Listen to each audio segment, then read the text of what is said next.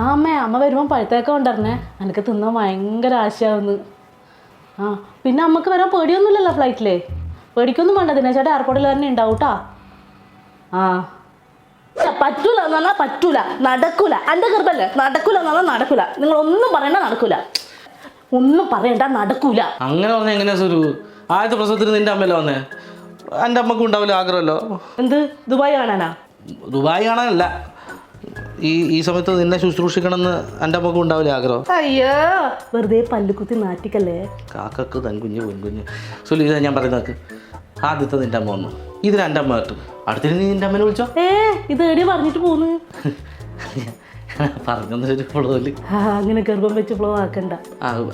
അവിടെ ഞാൻ അവനെ വിളിക്കട്ടെ. വിളിക്കട്ടെ പറ്റൂല. വിളിക്കട്ടെ. എനിക്ക് ക്ഷീണം വരുന്നു, പോയാട്ടായിരുന്നു.